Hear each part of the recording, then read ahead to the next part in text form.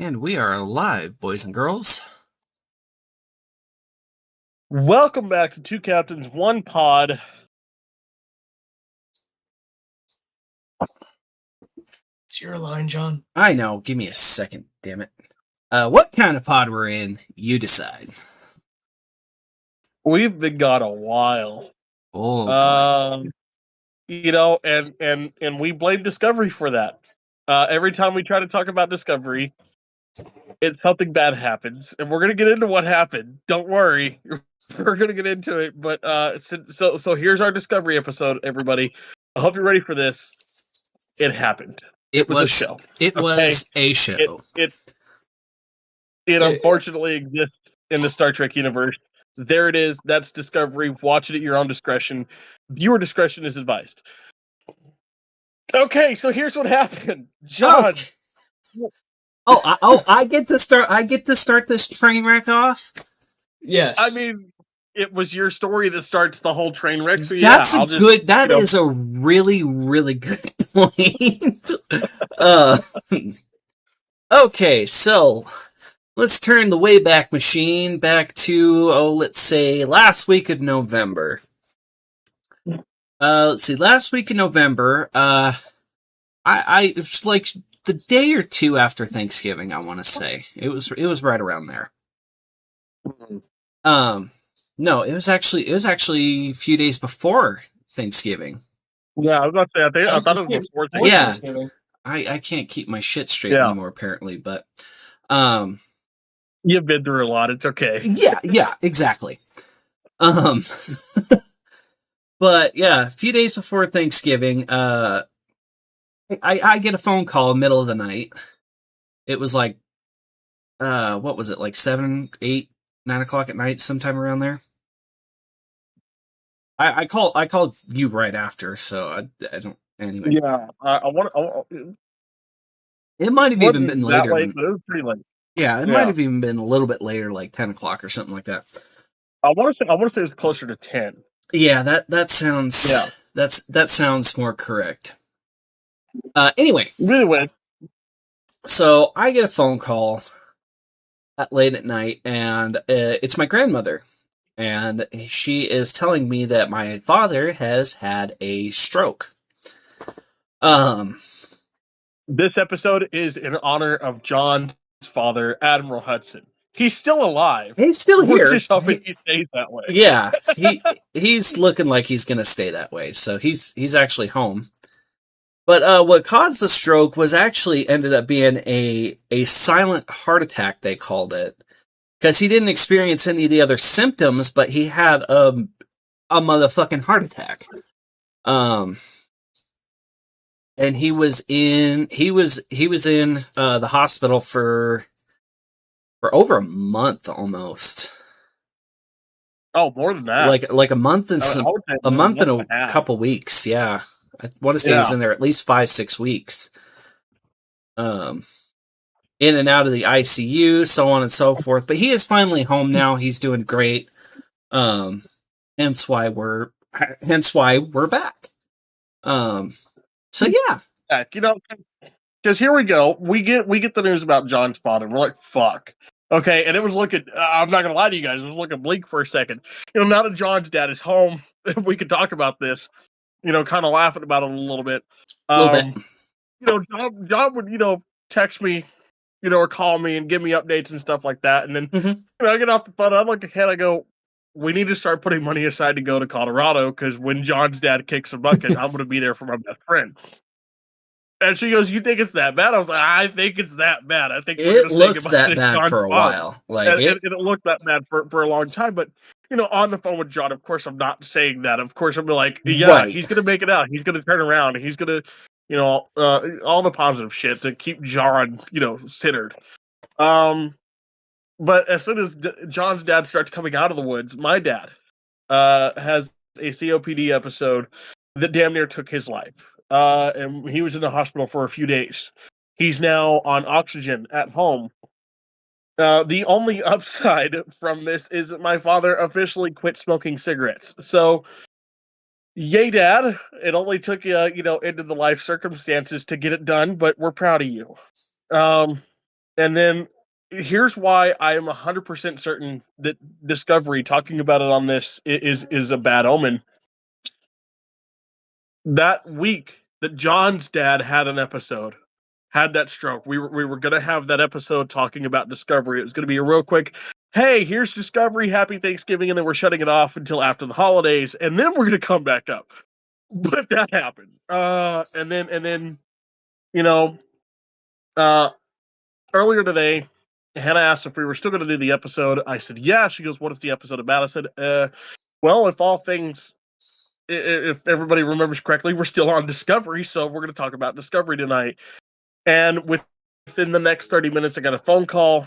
Unfortunately, found out today, my grandfather has been put on hospice. And the words from the doctors were, if I were God, at most 6 months to live. But I'm not God, so I'm not going to say anything like that, but at most 6 months to live. Which, to be fair, I have not been taking well. This will be my first grandparent to pass away, and I knew it was coming. Hell, I'm 28 and I still have my grandparents. That's a feat. Unless you're my wife, who still has great grandparents alive, well into her, mid 20s. My great grandparents were lucky to know me past the age of 4. Okay, and that was the last one. Yeah, same actually.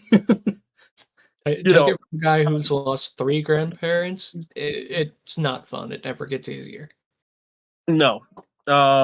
This grandfather is my step-grandfather, my mom's stepdad. But I've called him my grandfather for years. I've never put step in front of it. Honest to God, up until I was a teenager, didn't know he was my step-grandfather. I just thought that I was one of the unlucky ones out of the family that didn't get grandpa's height as a gene, and everybody else did. All my other cousins are taller than me, and it's like, fuck you guys. But that's because they're from his blood. I am not. I mean, it's not. But he's never you though. He's never treated me differently. He has treated me the exact same as every other grandkid. He has stuck up his guns for me. When people would bully me and stuff like that growing up, he would always make sure that I was I knew things were going to be okay, even when I felt that they weren't. And recently, when I started picking up woodworking in the last couple of years, he's been my ride or die with that. He's been a woodworker for as long as I can remember. He's built trash cans, benches, chairs, you name it. He's done it. In the neighborhood that he lives in now, he had built almost every house on the block, custom shutters. Just because he did it for his house, and neighbors were like, hey, those are really cool. And he does it, the only thing he told them was provide the wood and I'll do it for you. They didn't charge a single one of them. This is probably one of the few men in my life that I could sit there and say it, never saw this man angry. Except for one time. And the one time I did see him angry, I didn't want to see it again. And he wasn't even angry at me. He was angry at the government, and I've never seen this man angry a day in my life, and I never want to again. An Air Force veteran from Vietnam. I don't know what he did in the Air Force. As per a lot of vets from that time, he does not talk about it. The only reason I know he was in the Air Force because I have a set of his dog tags, and we have pictures of him in his uniform when he first got in. Pictures of my great-grandparents standing beside him outside their original house somewhere up north. I don't remember what state he's from, but yeah, I'm sure as hell going to miss him when he goes, but over the next 6 months, I will be taking a lot of time to go visit him every chance that I get. So there might be a few episodes where I'm not here moving forward. This podcast and then mine and John's other podcast, Nerdstown.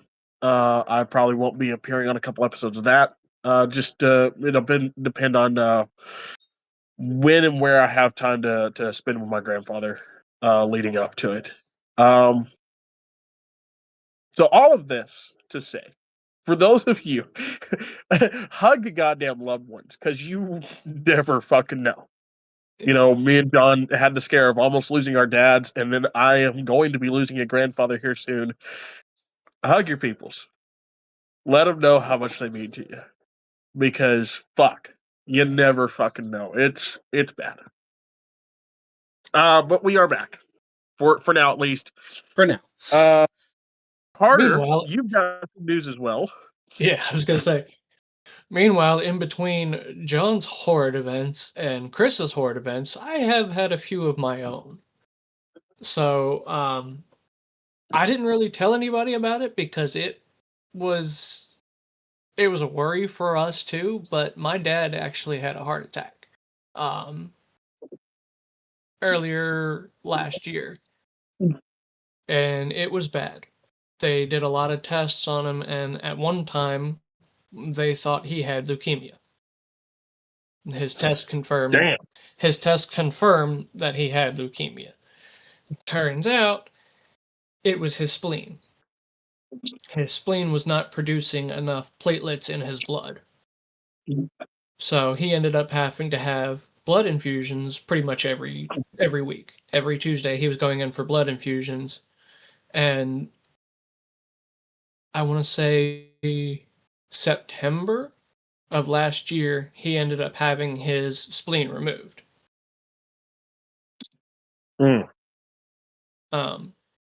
And then in December I ended up moving. I actually ended up moving back home to Georgia with my mom and everybody, and that's where I am now. Looking for a job currently, trying to get money back underneath myself so I can get back out on my own feet. But it's a process, so we'll see how it goes. And one other thing I want to point out, John, if I remember correctly, it is this is our 1 year anniversary episode since we started the podcast.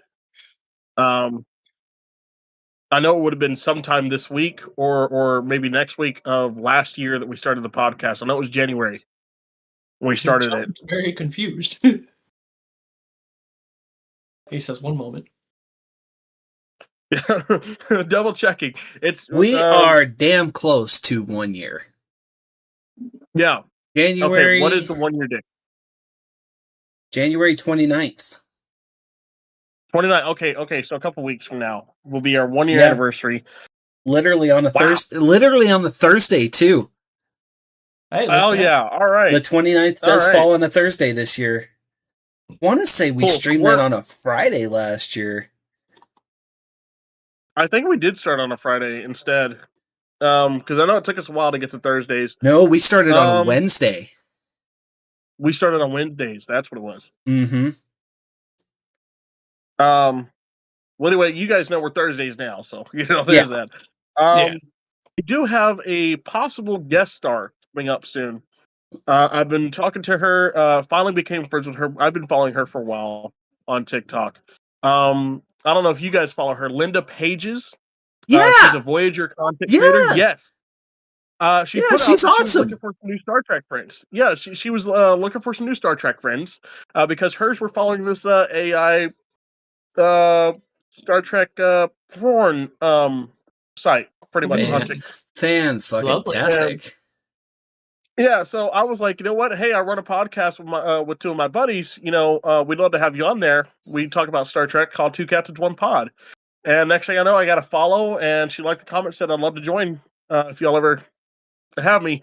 So I've been talking to her recently, trying to schedule when we might have her on. She's also on two different Star Trek podcasts. I don't remember which ones they are. I remember seeing those posts of hers that she was on a couple of them.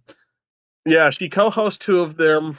Like I said, I don't remember the names. I'm going to try to get those so that when she does guest star, we can say, hey, go check out her other podcast. Yeah, I can't remember the couple she's on, but yeah. these with him. So we could sit there and have a good opinion of Voyager in his chat. Hey, See, I'm really happy I don't for mind you, and Voyager, I'm you excited for this. jackass. Like, I'm happy and excited for you, Chris, but when you invite somebody onto a podcast, it's kind of nice to let the other two know I don't before give a you shit. say, yeah, sure, come on to the podcast. I don't give a shit. I don't either. I'm just saying, it's a matter of principle. I'm pretty much giving Chris this impunity is here. me Like, letting yeah, you guys fucking do know. what you want. This is me letting you guys know. Okay, we're gonna have a possible guest. I was about to say, even That's though not the the whole way it works. podcast was like my idea, I came up with it. I don't give a shit. Fucking do what you want. I don't care.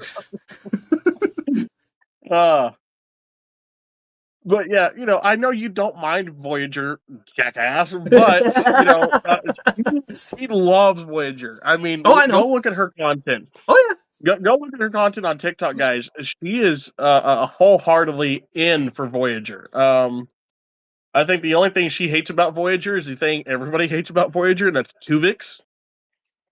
That weird, Yeah. cross. So, out of pure curiosity, you may know this, you may not. What is her opinion on Tuvix? I don't think I've ever looked into that. I'm gonna guess it's the same as everybody else's opinion on Tuvix.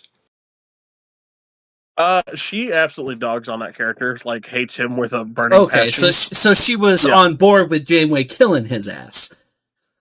Yeah. Okay. Yeah. Kind of like Good. kind of like me with Good. Okay, she can come on.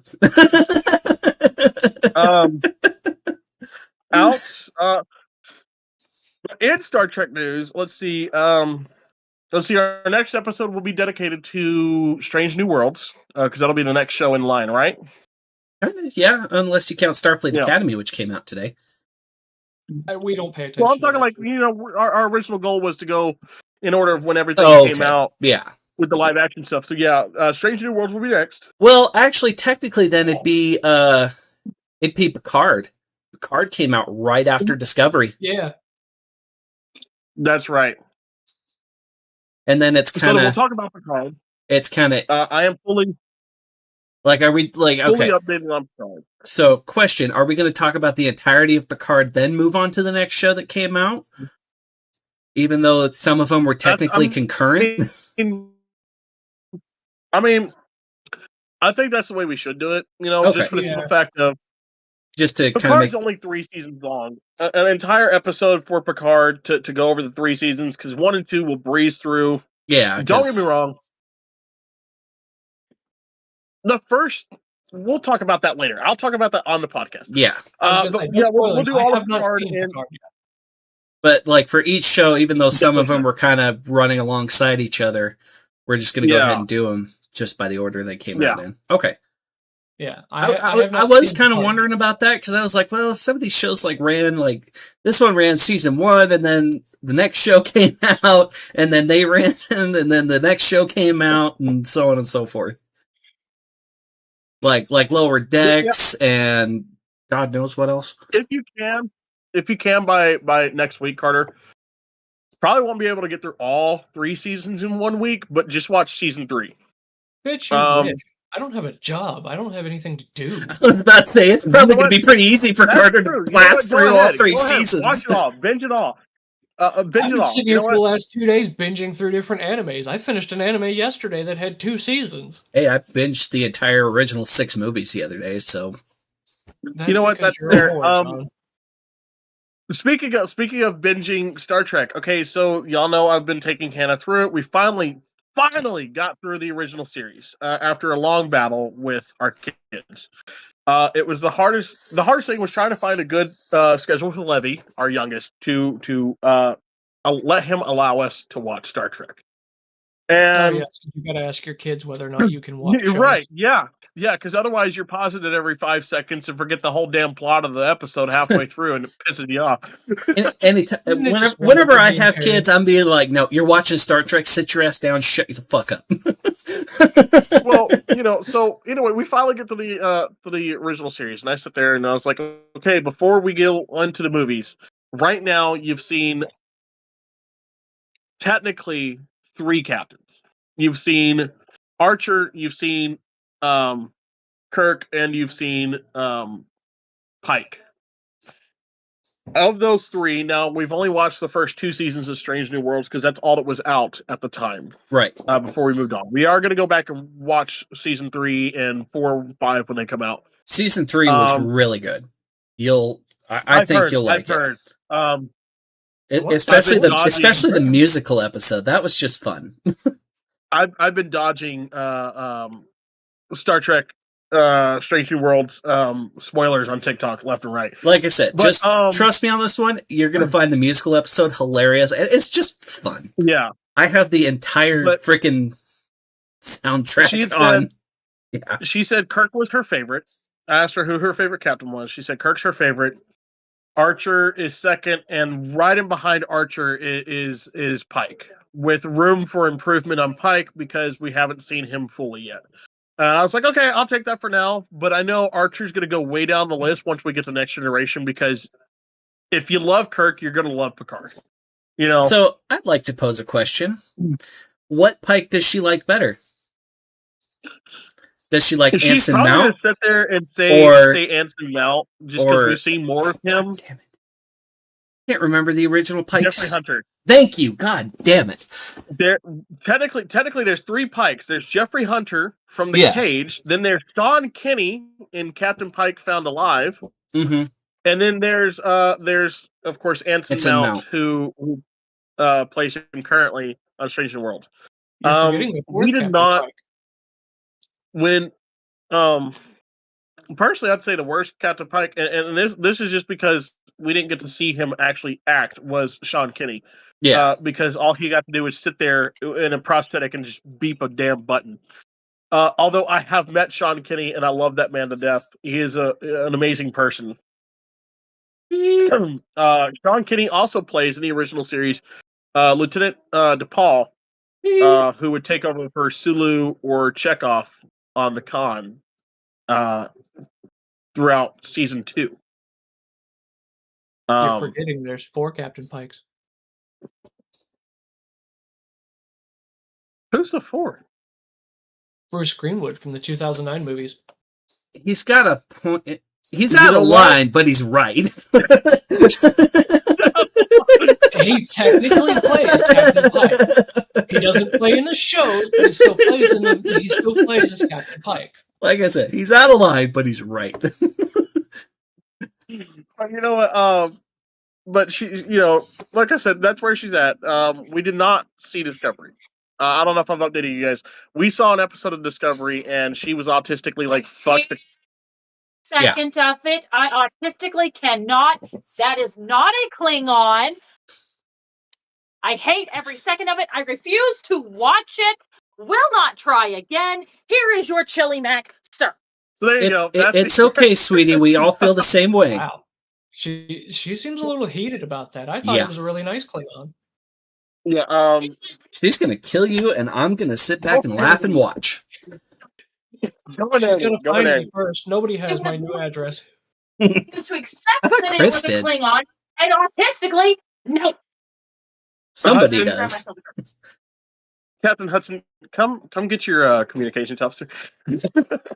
You're the one who married her. Just remember, you said till death do us part. That is a very good point. I'm writing that down.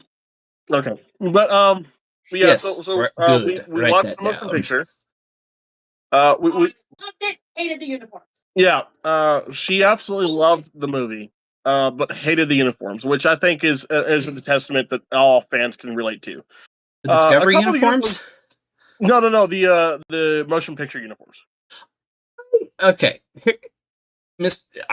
we all know this. I am fucking Mr. Hot Take. Because and this is the big reason I'm Mr. Hot Take. I love Star Trek V. It's a great fucking movie. Fuck off. That is the hill that somebody will die on. Target lasers. I love the fact that he said it's a hill somebody will die on, but not him. Oh, someone's going to die on that hill. Might not be me, but someone is. And I like the motion picture uniforms, like mostly like the two-piece uniforms that they wear through most of the movie. The gray and the beige ones. I don't like the one piece because like in one scene you get a nice big shot of Decker's cock and balls. You do watch the damn movie, like rewatch it. I know. You can totally see his entire package. Not only that. When Admiral Kirk goes up to the bridge to assume command as captain, there's that guy floating on that fucking disc. Uh-huh. Trying to do some repairs to the top of the bridge, and just all you see at Kirk's eye level is cock and balls. Yeah. I also like the short sleeve version that he wears later on in the movie. Yes, I love the short sleeve version, and then I love his Admiral's uniform, the first one we see him in. Yeah, that one's pretty cool. But I mean, other than that, I gotta kind of agree the uniforms weren't the best. But again, we're talking about a guy who was directing a movie who'd never seen Star Trek a day in his life beforehand. So you kind of got to come at it with a little bit of grace. Well, and the other thing about it is there was just too many variants of that uniform. Like you saw Sulu, he had this kind of wrap thing. And then you see about 1 billion different others in the scene on the crew deck. So that was part of the problem. Part of the problem was the bland colors. I will say they're bland colors. I still like the uniforms, but those are some bland ass motherfucking colors. Yeah. And the too many variations, which is why we ended up switching to the Monster Maroons for Star Trek 2. So we had started Star Trek 2. Here's thoughts so far on Star Trek 2. We're about halfway through.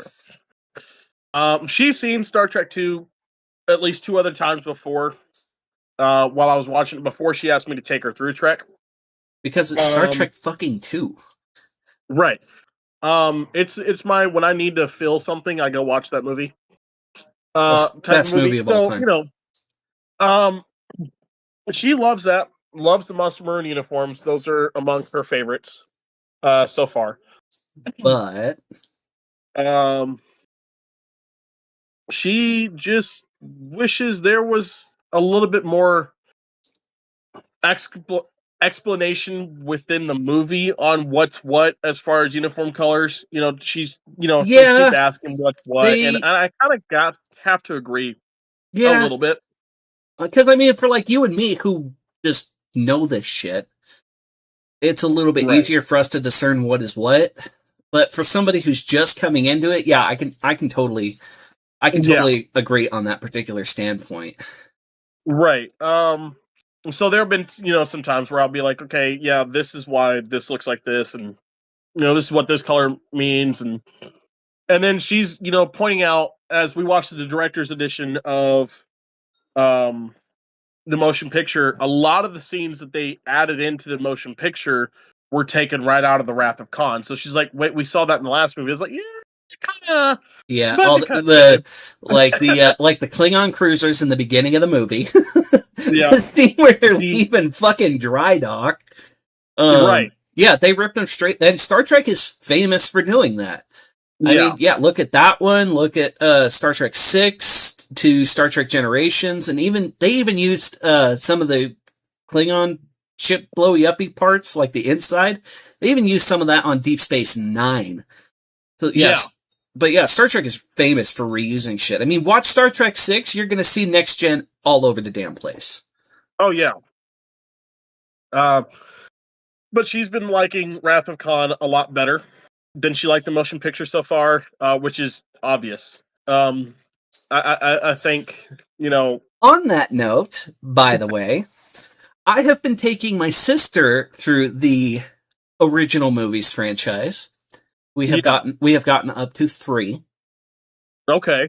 Yeah, and so far the one that she has liked best has been the motion picture. Okay. She is not an action fan. She doesn't she's not too big a fan of action. So far, motion picture has been her favorite. So she's definitely gonna love 5 then. Fuck you, first of all. dick. But no, she's actually really excited to watch 4 because it's the one with the whales. The whales. So okay, another thing that Hannah's been asking. Okay, so we got through the motion picture, and then we started watching Wrath of Khan. She goes, "Okay, so this is the A." I was like, "No, this is not the A." No. Give it a few movies. Yeah, I was like this is still the refit. She goes, "Oh, so we get the A in 3." I was like, "No." She goes, "Okay, so we get the A in 4." I was like, "Technically we should, but we don't." Well, you kind of do.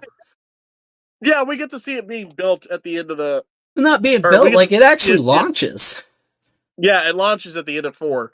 And then you get 5. I was like, technically, we don't get it until 5. And she's like, "Oh," I was like, "Yeah, its first mission is to go find God." Yeah, figure that.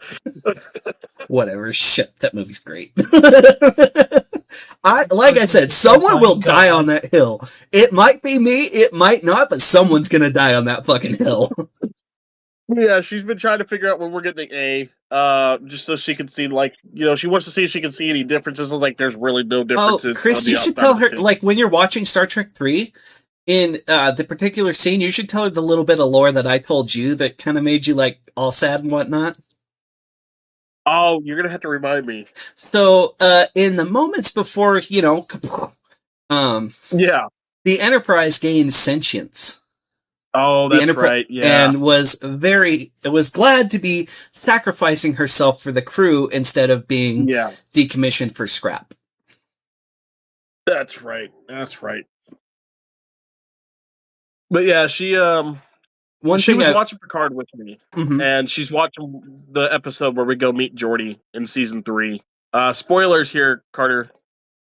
But she was trying to find the Enterprise, the original Enterprise, and the refit in the thing, and I had to tell her, I was like, the only refit Enterprise that's going to be in the museum is going to be the A.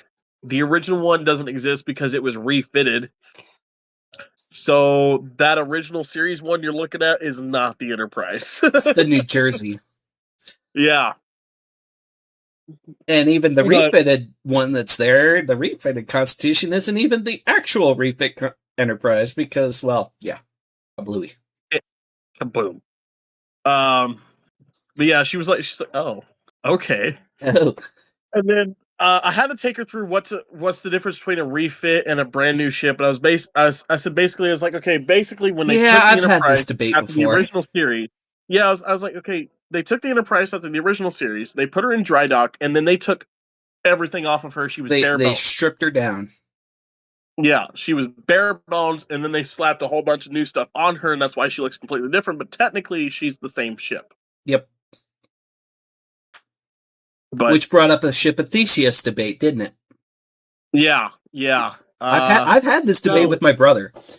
No, I refuse to have anything to do with that goddamn Ship of Theseus debate anymore. I'm sick of it. like, oh man, I was getting my brother on a fucking rant. Because, like, not necessarily just to prove I was right, but just to piss him off. I was having a Ship of Theseus debate about the Enterprise with my brother. Yeah. Just to piss him off. Like, nope, it's same shit, really bitch. Question, though.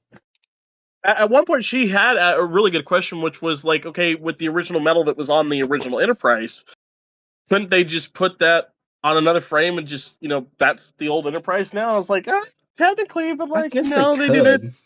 But they didn't. They could have, but like, I like to think that they melted those pieces down and then put them into the molds for the new Enterprise refit. So it's. Well, but that's just my own headcanon on that. Yeah. I'd imagine there's still there would have been a piece, like an actual piece of the original Enterprise in the refit. Yeah. But, yeah. But I'm excited to get to the ending of Wrath of Khan with her. To watch her bawl like an idiot, at the same scene we all bawled like idiots for. Oh yeah. Well, at least the first 100 times. I don't know if it's a good thing to hope to watch if your wife's watching her cry. Just because it's There's no saving this. It's a horrible No, thing to watch your wife cry. it's self-satisfaction in the fact of I had to do it too. Just be glad you're not doing it alone like I did. That's fair. So you're getting satisfaction from watching your wife cry because now she doesn't have to do it alone. Yeah, I saw that one coming. Yeah, I'll say it. You're a horrible person and a horrible husband. Well, you know. We've been flipping back and forth though between Paramount and my DVDs that I have, though, because my DVDs have all the extra special features that, of course, Paramount doesn't have. And we were watching the one documentary on that Sulu gave, or George Takei gave at the end, at the wrapping of on the DVD set that I have. On Undiscovered Country, there's a special feature called "It's a Wrap," and they talk to George Takei. You know, what are your feelings on, wrapping here, the final movie, number 6?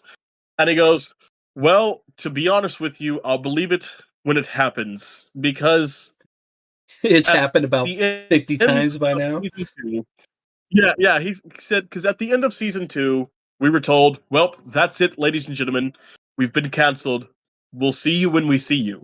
And then 2 years later, we called back to film a 3rd season. And then that was it. We were canceled. And then not even 2 years later, we'd be called back to do the animated series. And that would run for 2 seasons. And then we would be told that was it. And then a few years after that, here we are at the motion picture. And that's it. That's all we get. Goodbye. And then the fans rallied, and they gave us The Wrath of Khan. And they killed Spock because it was supposed to be the end. Because you can't have Star Trek without Spock. And then they brought Spock back for the 3rd one. And that was supposed to be it. So that we deleted the Enterprise. Blew her up. You can't have Star Trek without the Enterprise. And then here came 4 and 5. And now here we are at number 6. You say it's a wrap, but I'll believe it when I see it. And it's one of my favorite all-time answers from the original series crew. I'm also, I love the movies. I want to take my time getting through the movies because they are my favorite pieces of Trek. But I want to get to the next gen so we can see Farpoint Encounter Part 1 to give the send-off with Dr. McCoy and Data.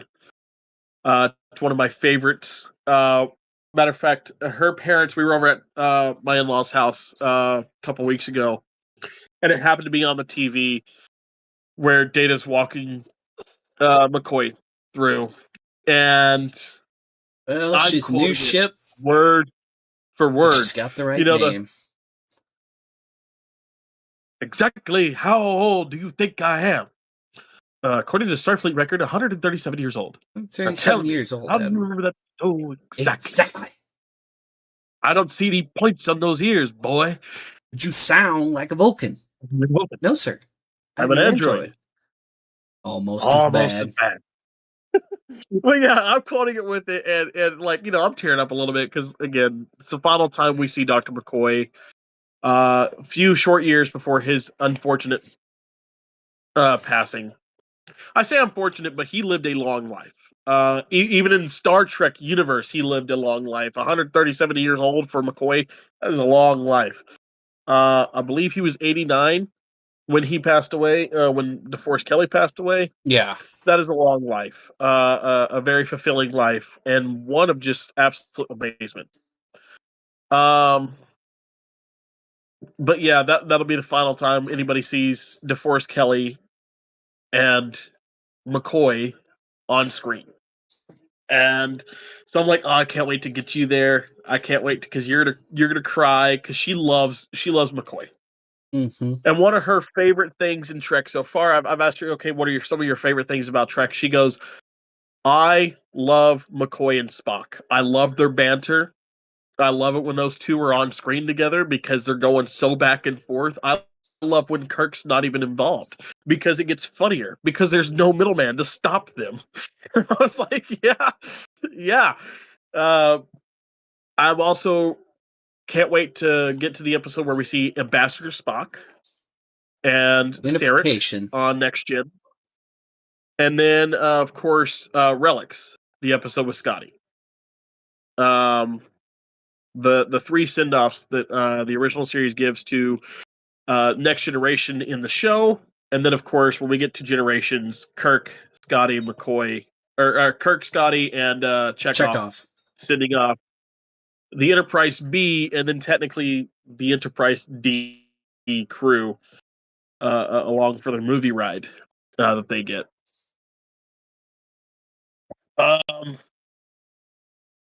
But yeah, that's where we're at right now. Middle of Wrath of Khan.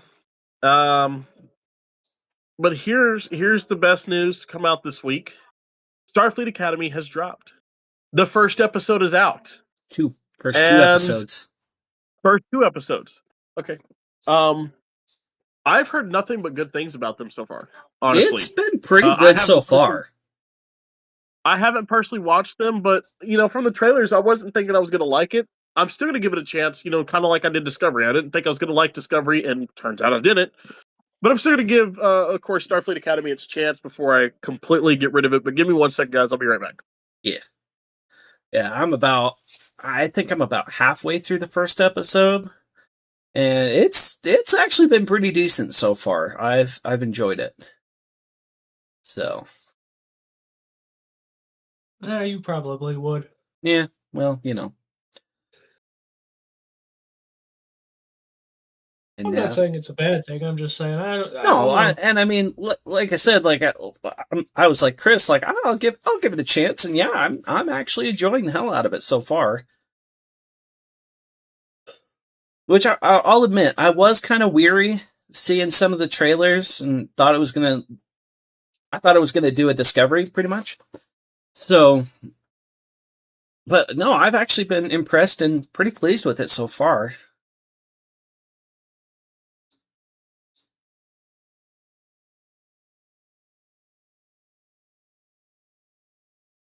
Sorry, I'm currently scrolling for you good. Skyrim Secrets.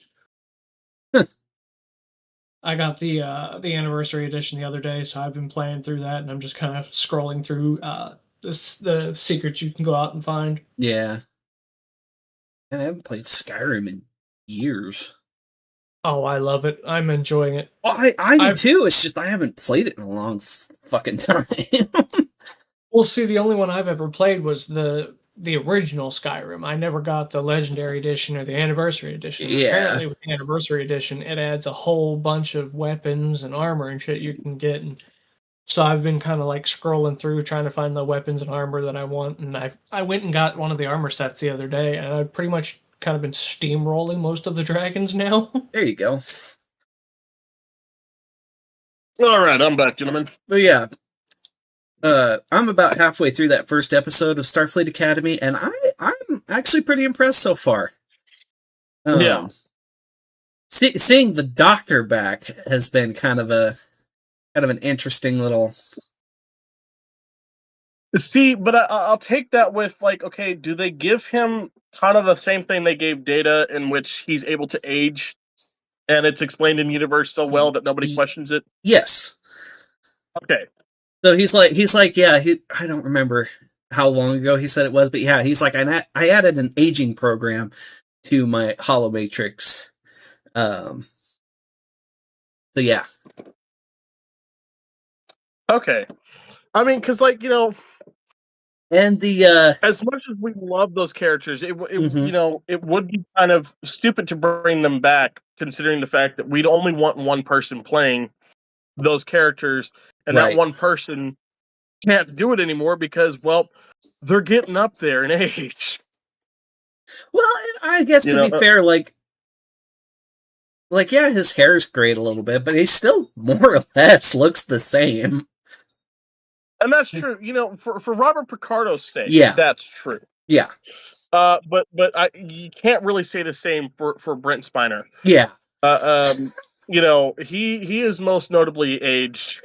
Yes. And Data. That man has aged like spoiled cheese. And Data was also very skinny man. Mhm.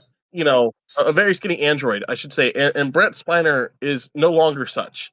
Right. You know, not to say that he's like fat, but like, you know, he's definitely not the size he was when he was in his mid to late 20s. Well, I mean, neither is Star Trek Shatner, but you don't see started. us commenting on it. That's because even Okay, back but in his 20s, Shatner is Shatner a wasn't. He man, wore a and that's girdle. acceptable. Well, even before he was done, but that's beside the point. Even when he was still acting in Star Trek, the man wore a girdle. Yeah. Yeah. And you know what I loved about it though was like going through season 3 with Hannah was I could tell which episodes, you know, he was wearing the girdle for. Like it's very prominent. Those shirts were so tight. It's like, Well, it's like, you know that's what the whole reason they invented that green wraparound, right? yeah. That was the entire Shatner's gut With is the reason they invented that green wraparound. speaking of the green wraparound, so I just got some more figures for some of the more the Playmates figures recently. I got this Spock, which okay, you know, Ooh. you kind of tell it's the earlier version of the character, but I ended up getting two. One came in the box, and it's Mr. Spock from the Cage episode. Mm-hmm. So, you know, there's that. I also had Pike with that came from the Cage episode and a Telosian. There you go. It's fucking cool. I also got recently Christine Chapel and Janice Rand. Nice. So, because we are still in the original series movies, I have them on the deck on my bridge playset, which is the only bridge playset they ever came out with. Which is a travesty, mind you. The next gen Enterprise D bridge. You can see it's there. Now I have put it out on TikTok, and nobody's talked to me about it. I'm kind of pissed. I'm like, what the fuck? But I put it out on TikTok, like, okay, hey, you know, 3D printer people of TikTok, I want to build a bridge playset to the scale of the Playmates figures for the original series Enterprise. And I have no takers so far, and I'm like, you motherfuckers, like, y'all could name a price, and I'll fucking, you know, we'll work together on it. What I will say is what you should do is check on Facebook Marketplace, because I found a few that will do 3D prints custom for you. Okay. Yeah, because like I was thinking, like, because I have this is the crew that I have for the original series. The four I just showed you are my four newest ones that are original series. But I also have McCoy. This is the only version of McCoy that I have, which is Admiral McCoy. Got And Jadzia Dax in that. Relics Scotty. Yeah, I've got Dax and Cisco in those original series uniforms. Dude, I've seen them. I've got them saved on eBay. They have the whole lot. They have Dax, Brashear, and Cisco, and O'Brien in the original series uniforms. And I'm gonna get them. And when I do get someone to help me 3D print the original series bridge, I'm gonna have them on the bridge, just on there, and see if people can point them out when they go over. If anybody's a Trekkie, just like, hey, check this out. Those four aren't supposed to be there. Ha! You caught it. I'm leaving them in the box. I don't give a shit. Well, the ones Because that I don't have a fancy playset to put are them already on. out of the box. Yeah, no, that and I don't have a fancy playset to put them on. So Yeah, but as far as the playset's concerned, I have next gen minus. I don't have Guinan, but I've got everyone else from next gen. That I could put on there, and then I've got all of the Deep Space Nine crew minus. I'm missing one. mm-hmm. Technically Esri Dax, but I've got Jadzia, I've got Chief O'Brien, Kira, Cisco, Quark, Odo. Yeah, but nobody I really just cares about acquired Esri. Worf. Yeah, right. I just acquired Worf. I like Ezri. You guys can fuck off. From Deep Space Nine. Exactly. Like I said, no one cares about Ezri. He was cute. It was just, look, you should have made her a different Trill. Don't give her the Dax name because that's fucked up. But what are they going to kill our favorite character in them? I don't think you understand how the Dax symbiote works. I get it. I understand. But you mean to tell me the only qualified Starfleet officer to go to Deep Space Nine to replace Jadzia Dax is another fucking Trill combined with the Dax symbiote? Well, I don't think she replaced Dax, because wasn't she a counselor? For one, she was a counselor, and two, she was never on Deep Space Nine. She was on a ship on Trill with Dax. She was just on a ship. They were on a shuttle together. That was it. Dax got injured, and they had to transfer it over to Ezri to keep the symbiote alive. Up until that point, she was just an average, everyday, ordinary, in training, mind you, still, ship counselor for Starfleet. Even still. I still like Ezri. I don't personally have feelings one way or the other about Ezri, but I will defend her to a certain point. Fair enough. I mean, hey, I was stoked when she showed up in Star Trek Online. Yeah. And not to mention, she's married to Bashir. Right. I thought that was kind of cool. That's why I don't like her. I thought that was kind of a cool detail. Bashir is the one from the crew that I'm missing. I don't have Garrick and I don't have Ram and Nog.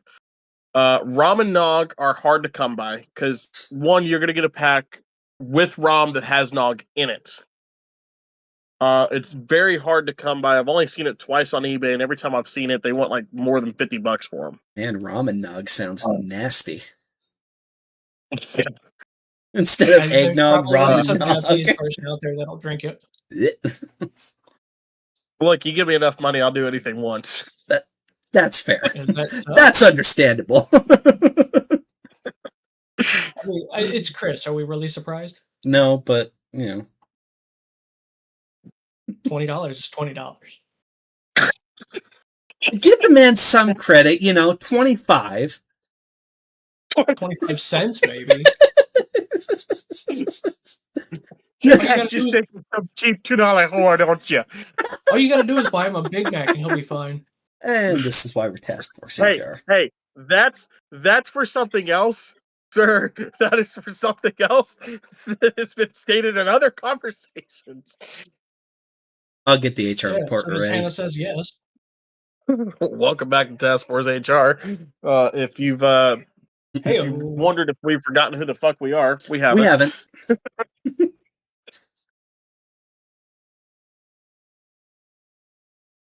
But I will say, going through with my wife and her favorite captain having been Archer for the longest time, having her say Kirk is her favorite now, thank God Archer has been dethroned. Gives him a stiffy. Again, I like Archer. Nothing against Scott Bakula. Fuck Archer. It's okay, it's okay, Carter. I like Archer as well. Chris is the one with the hot take on this one because he doesn't like Archer at all. Because Archer's undisciplined. Okay, get it. I get it. Okay, it's like having. It's like being 20 years out of World War II and having a guy that fought in World War II talk to a Japanese guy. It's not going to go well, and it doesn't matter if you constantly remind him, hey, buddy, it's the 60s now. We don't hate them anymore. He's still going to be like, you know what? Yeah, you're right. But fuck them goddamn Japs. Okay, I understand, but... How exactly is he undisciplined? Again, he treats the he gets the Vulcans so hot that they show emotion in every goddamn episode the Vulcans are featured with him. But you also have to understand, it's not the Vulcans as a race he hates, it's what they did. Because they stopped the release of technology, and that ended up, with his dad and everything. So it's not I understand. He's a World War II vet that fought in Japan and the Japs still piss him off. No, see that analogy doesn't work because that's a completely separate issue. Vulcans and humans have never fought against each other. They've never been against each other in that way as the Japanese and Americans have. Okay, so then how should we put it? South Vietnam and Vietnam vets? That would be closer, but it still doesn't accurately describe it. Because, like I said, the problem with it is that Archer doesn't hate the Vulcans, he hates what they did to humanity because he feels like they held humanity back for so long without any reason hates whatsoever. The Vulcans. He kind of hates the Vulcans. But he hates them for a reason that that makes sense. We could have been so much further along had the Vulcans stopped holding us back. Had they shared their technology, half the shit that went on in Enterprise wouldn't have happened. I think a lot of Chris's problem with Archer, especially it comes in the later seasons where they tell him not to do the thing and he does the thing. Right. Okay, that's mainly where it comes from. Is Archer one episode would be like, you know what, to Paul Tucker, you guys are absolutely right. I should listen to you guys more. And then the very next episode, where it gives Archer a moment to prove himself that he's actually going to do what he said the week before, a moment arises in which Tucker and T'Pol are like, hey, dude, maybe don't. And he's like, fuck you. I'm the captain. I do what I want. See these? That's my rank. Your rank. Less. And then he's a dick. And he causes a problem that wouldn't have been a problem if he would have just listened to his first officer and chief engineer. Or better yet, his first officer and his best fucking friend. Okay? His first officer and the only motherfucker on the ship that gives him any leeway because he understands him. And I will give credence to that. That is my biggest issue with Archer. But also, I just reminded myself of something. John, our dear friend Ben Carter, our dear friend Ben as well. I'm going to bring this up on the podcast Saturday on Nerds Town. Ben has also started his Star Trek introduction. Great! And he's doing it with the same way I did it with Hannah. He's going chronological order. So that things make sense to him, which I was like, okay, yes and no. It's yes and no. But I'll be here to answer questions. And he goes, I know, I'll be calling you a lot.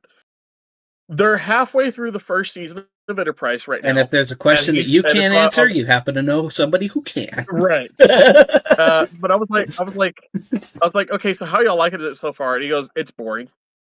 I was like, what? Fair. I get you. Ben and him they're not Trek people. Okay. Right? No. They don't know anything about Trek. It's basically like a brand new person finding Star Trek for the very first time and watching it with no one to tell them about Trek.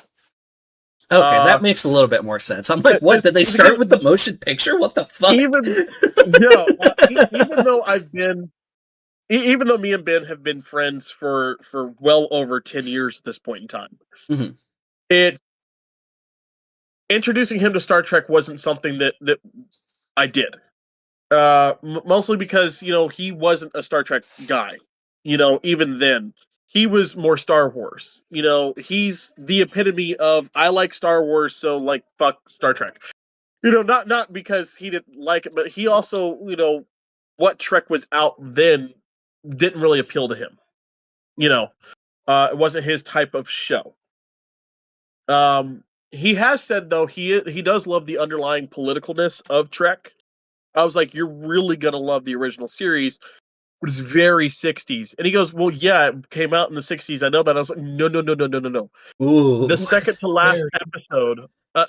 last episode of the original series deals with hippies. Okay, it's very 60s. The entire show is 60s. It's not just made in the 60s, so it's like low budget. It's 60s. And so, I was telling him that the other day, but, he's like, yeah, the first season of Enterprise has been kind of boring. The only episode we've liked so far is when Tucker became a seahorse. And I was like, what do you mean Tucker became a seahorse? And it's because the male seahorse in the species is the one that gets pregnant. Yep. That episode. And Yeah. so I was like, That would have flown over okay, my so head. I wouldn't have known that. it flew over mine too. I was like Seahorse, man, because like Seahorse, they're what the giving fuck? me they're giving me nicknames for the characters because they haven't fully learned their names yet. And so he was like female Spock. I was like T'Pol. Like okay, Female Spock. yeah, female Spock. I got to admit, He was that's like- the he was first time I've ever heard that one. He's not wrong. He's not. No, and that's what's so funny. It's like he's not wrong, but that's like the first time I've ever heard it explained that way. Yeah. They were like female Spock, the black one, the Asian chick, The Asian Mr. Blow It Up, Mr. Yeah, Blow yeah, It Up? Reed. Oh, Reed. Reed. Reed. Yeah.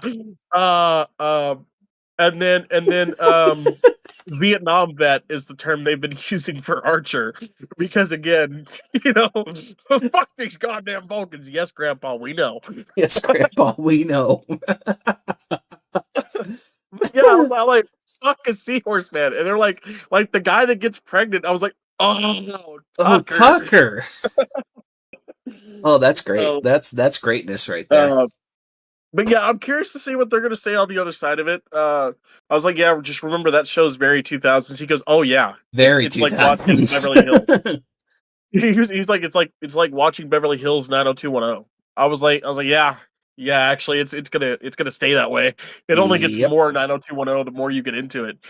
But I was like, the first season for me, I didn't really care for the first season, but the second, third, and fourth was my favorite season. I like the I enjoyed the hell out of the first season. I just thought it was very slow. Like don't That's get me wrong. understandable. Like what I loved about the fourth season was you get all of the lore on why Archer is the way he is at the very end. I would have appreciated that at the beginning. Like I understand, like we're told, at the very beginning, his dad helped develop the first Warp 5 capable ship, and the Vulcan said, "Fuck you, go away." Right. And delayed that engine so that his dad died before the engine was ever, seen to have done anything to actually do its job, see if it was capable of doing its job. And then he had to, but he was given. But the part of the lore that I missed, I think I would have appreciated at the beginning that we got at the end, was he had to fight like hell to get on that ship to captain the first Warp 5 capable vessel. Yeah. With his father's engine.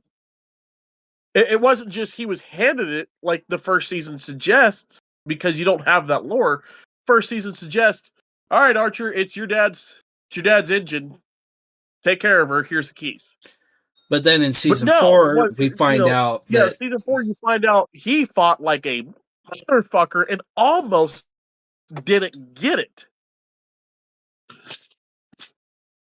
And so, like, at the end of season 4, I started to earn a lot more respect for Archer. I think if we'd gotten more seasons with Enterprise, I think Archer probably could have been one of my favorite captains. And I'm not saying I hate him. I'm not saying I don't... you care just for needed him. a lot. You needed a lot more development in some areas, right? Because again, like I said, in some episodes, it would feel like Archer would take 10 steps into character development that was, very much needed, and then the next episode, he's taking like 15 back, and you're like, dude, we just got over this. I thought, because again, you give me the blind ranking of the captains, right? Of all the ones we've seen so far. Yeah. Of course, I'm putting Kirk at the top. Picard's number 2. I'm going to then put in Pike. I'll probably put in Cisco, and then Archer, then Janeway. And the reason I put Archer over Janeway is not to say that Janeway is less deserving. It's just I think Janeway was untested, mostly because she had to go through something nobody else ever did. Well, And not so to mention the fact that Voyager was Janeway's first command. She was like freshly promoted to captain, I think, for Voyager. If I'm remembering right, and if I'm wrong, please correct me. But no, that's right. That's right. Because on that first episode, she's given command of Voyager, Mm-hmm. and she is to go hunt down the macaw or Maquis, whatever the fuck it is. Just go hunt The down second God. one, Maquis. Mickey. Yep. You know, and they get transported. Now, don't get me wrong. Was she tested? Absolutely. Did she pass her test with flying colors? I would say so, because again, she's going up against something nobody else knows. Yeah. And having She to find her way had home. to go through something that nobody's ever experienced before, not anybody. Right. And the only people that can say they got close to what Janeway had to deal with was Picard in that one episode where the Traveler transports them 70,000 light years. And then it's a try to figure out how the fuck we're supposed to get back when the Traveler's damn near dying over here. Well, and if you think about it, another thing is that some people will say that Next Generation got the most experience with the Borg. Fuck no, they didn't. Voyager got the most. Because I think even in later iterations of Star Trek, they're like, yeah, we've studied Admiral Janeway's Borg tactics that she developed while she was in the Delta Quadrant. Right. Because again, she goes to the home of the Borg. Picard found the Borg when they found their way here. Mm-hmm. Janeway found the Borg when they were home. Mm-hmm. On their home turf. Home. Right. Them bitches was home, and Janeway's knocking on their door. It wasn't the other way around. Not to mention that Janeway has been the only one to strike a fucking deal with the Borg. Like an actual, genuine, like, alliance-type deal, other than the Changelings, but we'll get to them later. But again, the reason I would put Archer above Janeway is to give Archer his due. Mm-hmm. This man started the Federation. This man is responsible for the alliance with the Vulcans, the alliance with the Andorians, the alliance with the Tellarites. Okay, that man started that shit. Yeah. Okay, he's also first contact for several hundred species. That would end up joining the Federation in later years. Archer. He's not at the bottom of my list. You look at the bottom of my list, you're looking at Lorca, you're looking at Burnham, Shinzo, or whatever the fuck her name is, the first captain of Discovery, the female. Yeah. Shinzo was the name of her ship. Yeah. Discovery.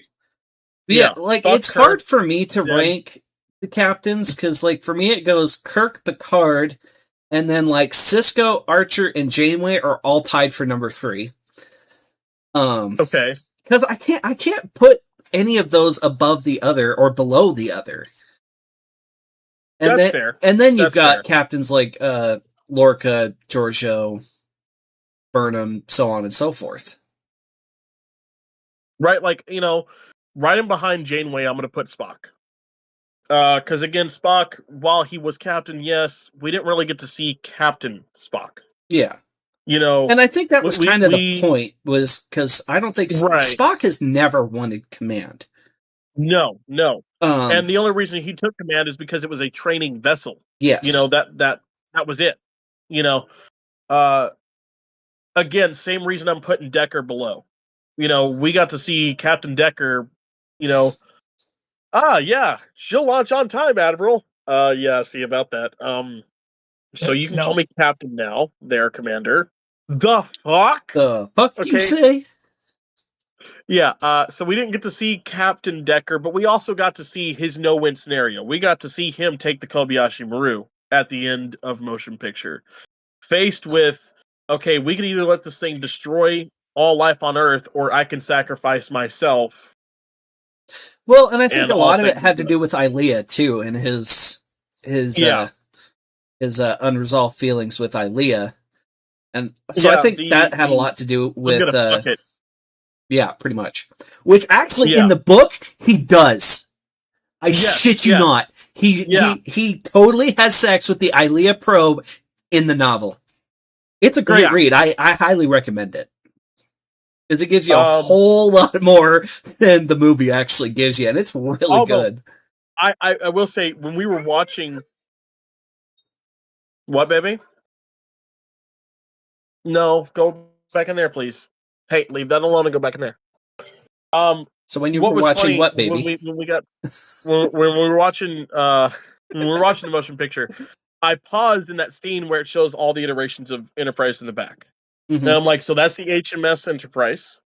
There's CV-65 Enterprise because that was the newest aircraft carrier that had just come out right before this movie. And then like the ICV-101, I think. Yeah, there's the shuttle, and then there's that Enterprise, and then there's the original series Enterprise. And I was like, huh, notice something missing? And she goes, don't you start with me. I was like, maybe because it never existed?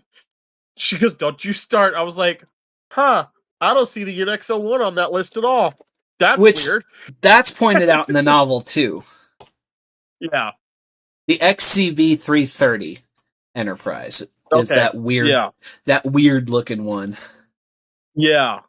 So to kind of give people on the that is what it looks like. That right there. Okay, I'll move my thing back. Anyway. But yeah, I was sitting there and I was just having a good old time just laughing about that one. Well, and that actually gets explained in the novel too. That the NX-01 was not there, but it was put in after the motion picture. Okay. Like they just didn't have time to add it or something along those lines. It's been a while since I've actually read it. But, right. Yeah. So, you get a lot of cool stuff cool. in the novel that you don't get in the movie. Like the fact that Decker fucked Ilea. I'm wanting to get a hold of it. Yeah, I'm wanting to get a hold of it. But yeah, so I would put Decker and Spock kind of towards the bottom as well, not because they weren't good captains. They, in all honesty, were probably great captains. We just don't get to see them as captains. And an interesting but you could tell that. Okay, go ahead.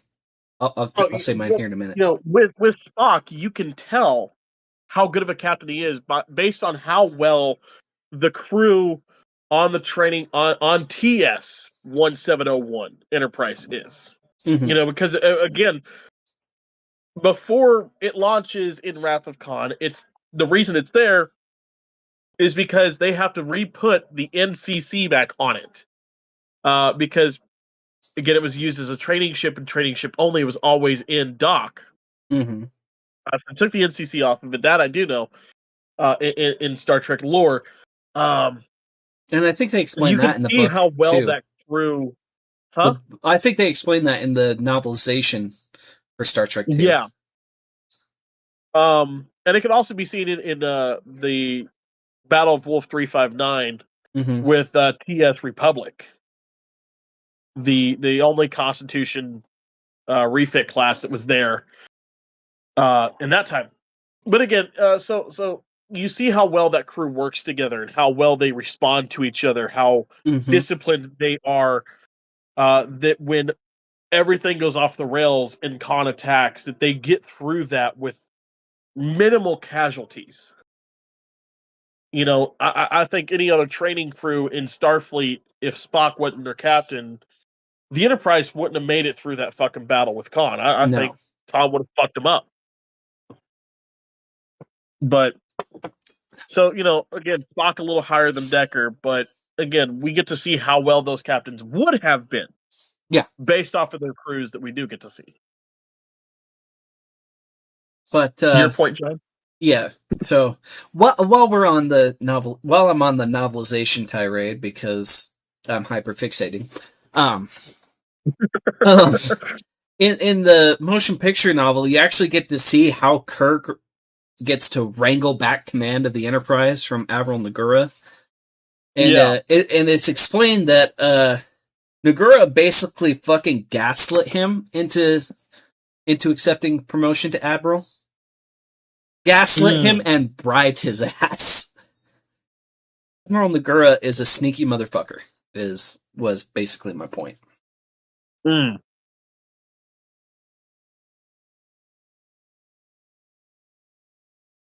On that note, can we talk about how there have only been, in all the movies and shows,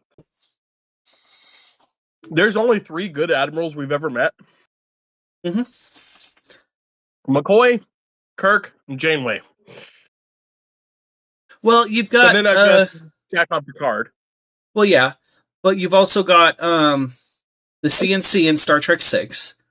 The Bill. I don't think we ever hear his actual last name. Mm. But he was a good admiral. Admiral Cartwright, however, was not. Yeah. Yeah, I think that covers it.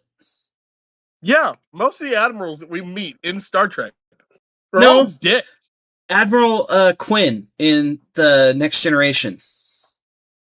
He was good Right. until he got a little thing, and even after that, he was fine.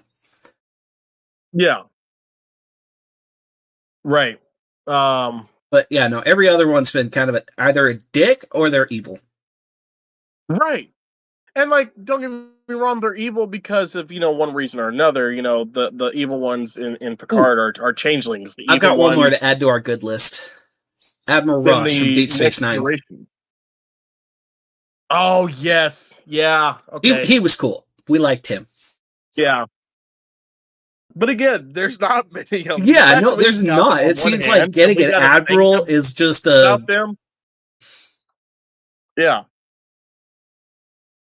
Don't let them promote you to admiral. It gives new meaning to Kirk and Picard's meeting in Generations. Don't let them promote you to admiral. You'll become a dick. It gives you a complex. I feel like there should be an honorable mention to that list also, but I don't know if it really counts.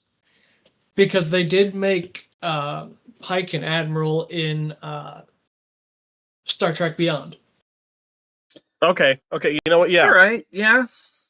Honorable mention. Honorable mention is worthy. Even though he doesn't last very long. But he was still an admiral. Yeah. Right. And I'm saying the same thing about... his entire thing was getting Kirk the Enterprise back. Mm-hmm. Right. And I'm saying the same thing about James T. Kirk. He wasn't an admiral long, but, when he was an admiral, he wasn't a dick. I was about to say, not fully. Well, he was an admiral for a lot longer than some others. Not fully a dick. But still, like I said, I don't understand why, the whole thing of Starfleet is trust your people, trust the chain of command. Why are all the admirals dicks? I'm not trusting that. There's a simple answer to that. And that answer is absolute power corrupts absolutely. The first admiral we actually see being a dick is Chief of Starfleet in Star Trek 3. That dude was an asshole. I don't care. Oh, yeah. He called the Enterprise old and past her prime. I'm going to kick this guy's ass. Now, see, I see your admiral from the third movie, and I raise you Admiral Marcus from Star Trek Into Darkness. Yeah, but that movie came after. I said the first one you see. I know, I'm just saying, as an absolute dick admiral, I feel like Admiral Marcus... raise you Admiral Dougherty from Star Trek Insurrection.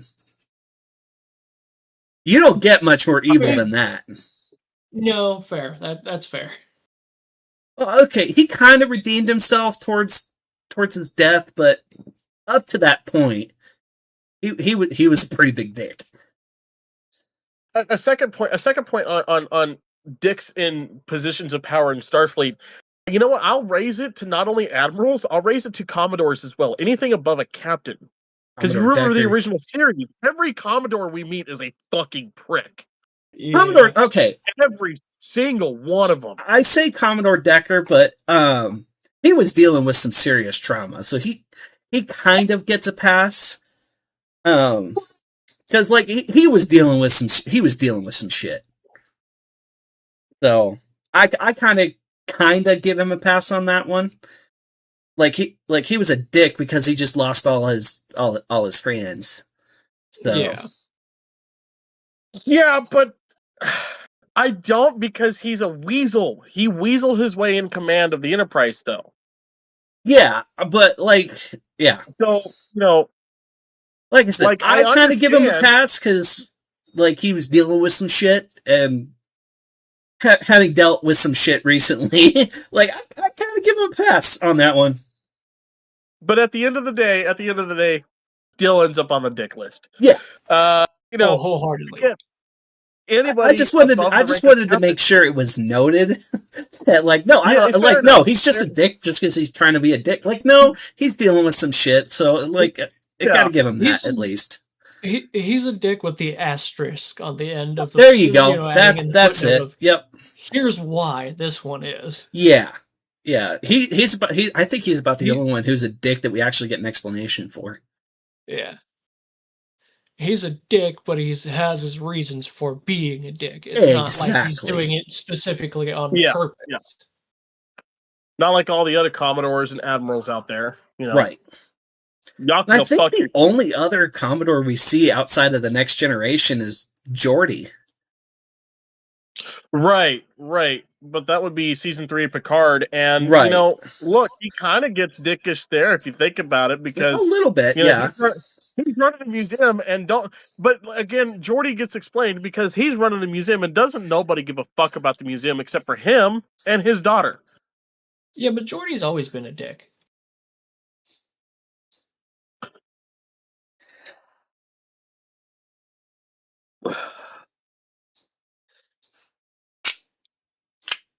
I said what I said.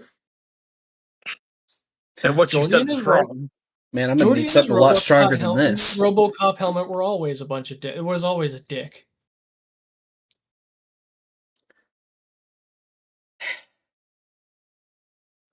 I see that the council has made a decision, but given that it's a stupid-ass decision, I'd like to ignore it. You can ignore it all you want to. That's just my opinion. Well, your opinion is wrong. But, you know, so basically, for those of you that are joining Starfleet, don't become anything above a captain. You'll turn out to be a dick. You know, very few other Starfleet personnel we meet are not a lot of them. Let's see. There's Lieutenant Tom Parrott, or not Tom Parrott. God damn it. That's Voyager. Who's the lieutenant that joins up with that admiral on Next Generation when they're all infected by those parasites that like grow inside of them and like Alien from fucking. Oh, Commander Remick. There you go. Like the one who had the mother creature and they like blasted his like and showed like it was very graphic. Yeah, which it actually did not air on TV for a while after that because that scene was so graphic. And it's like, you know, for the longest time, up until I found the original series, you know, and went through it fully, that was my first introduction to upper Starfleet with all of those admirals, and they're all being dicks, and then they all die, and it's like, except for Quinn. Except for Quinn, they were able to save him. Yeah.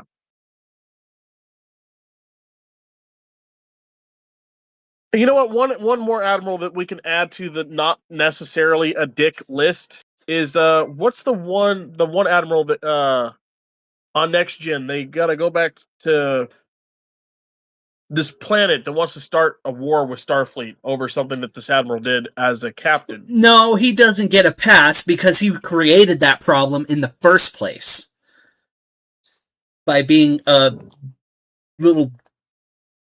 He gets a pass by being a decent person at the end.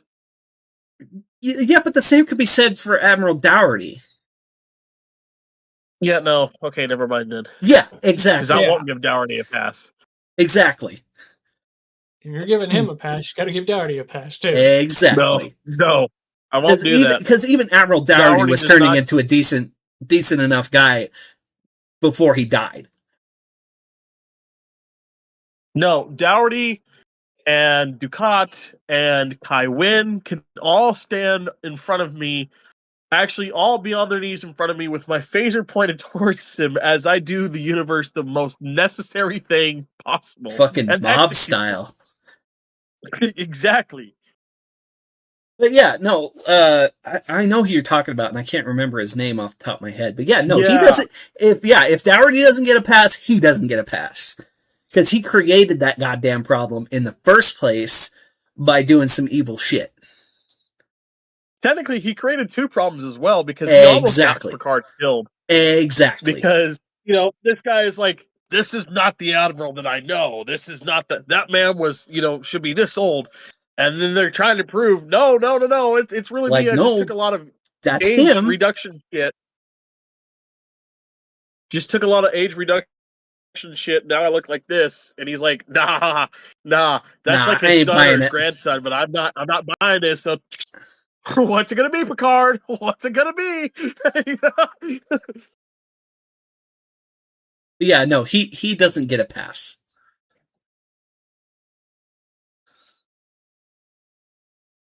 Who's the admiral that promotes Cisco in Deep Space Nine? That admiral gets a not a dick list. Wasn't it Ross that promoted him? I want to say yes, but I'm not entirely sure. Ross. I think it was. Yeah, I think it was Admiral Ross, and we've already given him a pass. Okay, we gave him a pass. All right, he's invited to the cookout. Yeah, he's invited to the cookout. I'll put it in Starfleet terms. He's invited to the Enterprise. I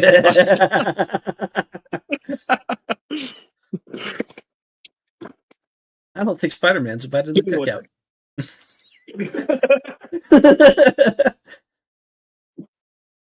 Well, which Spider-Man? Spider-Man. There's a lot of them, though. Well, yeah, no Spider-Man is invited to the cookout.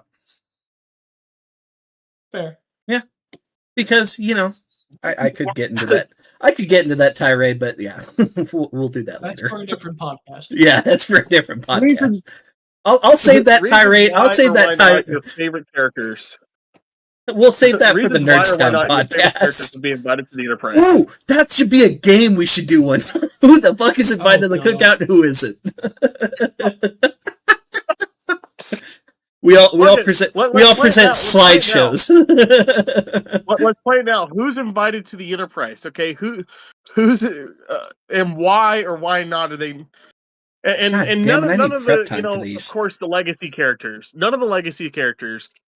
It's like the background people. Okay. Like Quark. Quark, technically a legacy character, but is he invited to the Enterprise or not? Well, yeah, I'd say he is. I would say because he brings the drinks. I would say yes, but also I would say no, because more than likely Quark's going to end up stealing everything that's not nailed down. That's why you put him with Guinan in 10 forward and on a short leash. And Guinan's going to make sure that leash is like this fucking long. Right, because Guinan is ethereal, much like Q. And so, Guinan has powers, we just never see them. But we know Guinan has. That's one person I would like to make sure is not invited to the cookout. Fuck Q, wholeheartedly. Q is not invited to the Enterprise. He's never been invited to the Enterprise. No, he's not invited, but he's going to show up anyway. Yeah, he's not invited, but he's going to show up anyway. Q's the one that crashes the Enterprise just because. Exactly. Let's see.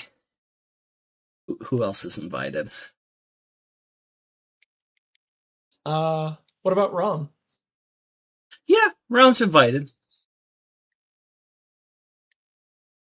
We can't invite Nog because he's already been on the Enterprise. Okay. Rom is invited, but on very certain conditions. Why? Rom is invited on the same conditions Tram or Captain Tran is invited. Okay, right. Political alliance only. which I mean, to that extent, that of course Rom being invited, which means Lita's coming with him, so Lita is therefore invited. Well, yeah, right, but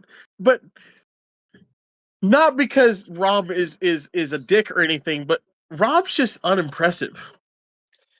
The only thing impressive he's not going to show up anybody else by showing up. I feel like he proved himself pretty well with his engineering skills. Yeah, that's fair. Okay, he managed to impress O'Brien, so that's got to count for something. That's fair. Okay, who's the first? Kaya Opaka is definitely invited to the Enterprise. once she gets cured and everything, and she can come, but Yeah. Again, metaphorically, invited to the However, Enterprise. Exactly. Kai Wynn is not. she's invited, Kai but Wynn is- she's invited, but she just can't make it. Can we all agree that Kai Wynn is not invited? Yes, Kai Wynn is not invited. Kai Wynn is invited to the torpedo bay of the Enterprise There to you be go. shot out later. There you go. Specifically, the torpedo tube. Exactly. I'd say okay. Hear me out on this one. I'd say like season 3, Dukat is invited to the Enterprise. Not anything post season 3. Season 3 Dukat.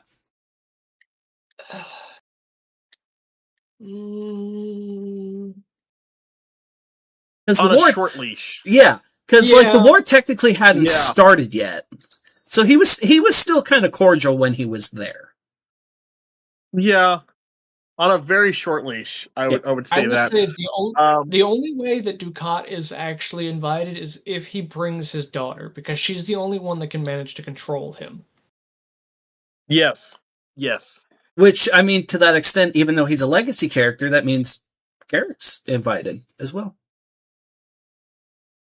Well, see, Garrick kind of lies with Quark. Like, yes, he's a legacy character, but he's kind of a not background Starfleet, character. So would we invite him? But Starfleet vessel? still, since Zial's coming by those terms, that means Garrick's coming too, because they were involved. Yeah, They were involved. Yeah. They were never fully an item. Yeah. Well, they never got the fully chance to be because Zial got shot in the back. We're inviting Garrick because again, but yeah, he's just a plain and simple tailor. Exactly. Morna is most definitely invited. Oh yeah, to the like Enterprise. that one needs no explanation. Morn's invited. Morn's just going to be sitting in the mess. Yeah, telling the most amazing Got his stories. own Have you ever galley chair. talked to the man? That's the joke. Let's see. He always tells the greatest shit off screen. What is it? Fuck.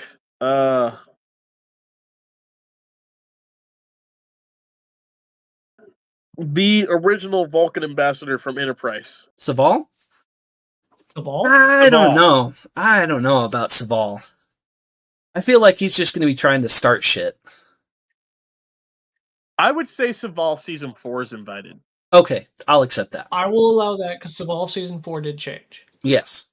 I loved Saval in season 4. I will say that is one character. Like just like Archer, Saval pissed me off for the first 3 seasons. Like he started to change in season 3, but we don't really get to see a whole lot of him. So I would definitely say season 4. What were you saying, Carter? I would say very end of season 3 Saval. Maybe, right there towards the end, because when he started to change, he was still that little bit of the Vulcan, but he was starting to understand Archer's ways, starting to see things from Archer's side. Yeah. Which actually, that actor just passed away not too long ago. Yes, he did. Mm-hmm. A couple of years ago. Well, technically now. But... When it comes to Klingons, we know that Martok is most definitely. Oh yeah, are you kidding? Gowron is not. Yeah. Well, I don't know. Are we talking like next gen Gowron, or are we talking Deep Space Nine Gowron? Because those are two completely different entities. They're both horrible people. Yeah, but I feel Gowron's still a conniving, manipulative little shit in both series. No, Gowron's not invited. All right, I'll accept that. I enjoyed the hell out of Gowron until he turned into a complete dick in Deep Space Nine. Up until that point, I enjoyed the hell out of Gowron. I thought he was a quirky little butthead. Why? I mean, but hey, Les. Of course. Kalis is invited. Yeah. You best bet your ass. However, if we're going Klingons, I want Worf's kid. Alexander. Yeah. Alexander's invited. Alexander's definitely invited to the Enterprise. Alexander, and then what's his name?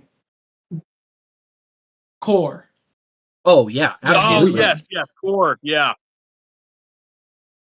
That is one man I let's would see. have a drinking contest with. Koloth is invited. Koloth, yeah. My all of dear Captain those, Koloth. yeah. That whole Just that Klingon whole trio. group of those quote unquote Yeah. legacy Klingons that were in Deep Space Nine. Let's see. Speaking of legacy Klingons, we're bringing on God damn it, movie 6. You know who I'm talking about. Oh, General Chang? General Chang. Specifically Definitely for the invited Shakespeare to the- references. Not just that, but like he felt like the only Klingon in that time period that actually wanted to give the Federation a chance. Even though he didn't. And yeah. He was the best at hiding it. Well, like that's true.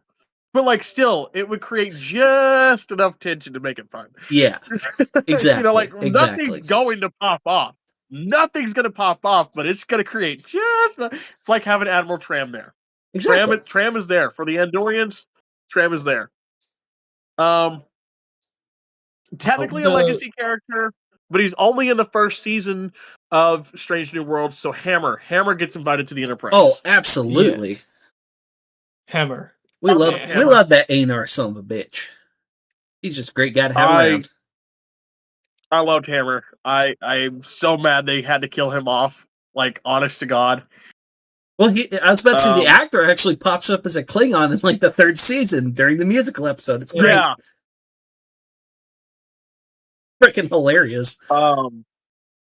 Okay, let's see. I need some other I don't know if background she counts as a characters. legacy character or not, but the lady that Odo was involved with for a little bit on Deep Space Nine. Are you talking about Lakshwana Troy?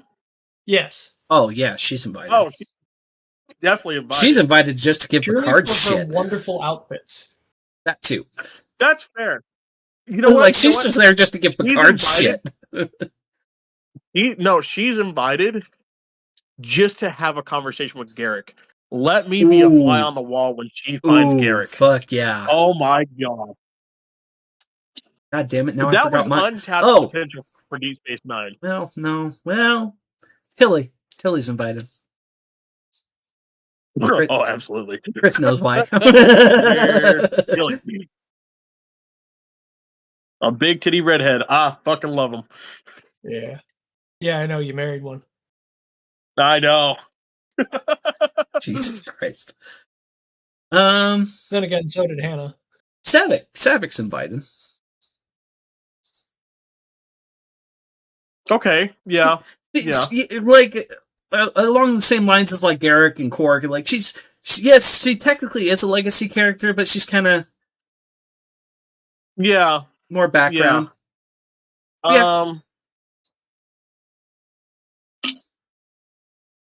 Let's see. Fuck. Shaw's invited. The lady. Who? Shaw's invited. Okay, yeah. The lady from Star Trek 4. Because that's helpful. Dr. Jillian Taylor? The one that, yes. The human from the past that is always seen with Kirk. She's invited to the Enterprise. Oh yeah. Because technically she never got there. That's true. She only got on the HMS Bounty. She was brought to the future, but she was never on the Enterprise. She never even got close, I don't think. Mm-hmm. I want to see the captain that Pike is dating in Strange New Worlds. Captain Patel. Mm-hmm. Yeah. Yeah, she's invited. I love that relationship, by the way. Oh, it's Can great. we talk about that for a second? It is great. I mean, I know she's been on Enterprise. Hell, they've had sex on Enterprise. So yeah, true story. Yeah. But still. Captain Pike's a legend. Absolutely. I mean, technically, she lived on Enterprise for what, like 3 Yeah. months or whatever? Yeah, for a while. For a while there after her encounter with the Gorn. After her Gorn implantation? Mm-hmm. Yep, she did live on The Enterprise. Doctor, too. Oh, and Benga? Yeah. Yes, I would love to have just a 5-minute conversation with Mbenga and Spock. Mm-hmm. Just to sit back and watch. One of my favorite things is that I noticed going through Star Trek, the original series with Hannah, is we actually do get to see Mbenga Yep. 4 times in the Yep. original series. And Hannah, when she when we heard his name, Dr. Mbenga will be in just a second. She goes, you know, she does that thing where she like hits my shoulders, you know, with both her hands, like, oh my god, oh my god, oh my god. Hey. Because her favorite Doctor is Mbenga from Strange New Worlds. And you know what? I'm not mad at it. I mean, I'm still a McCoy all the way. Okay. Oh yeah.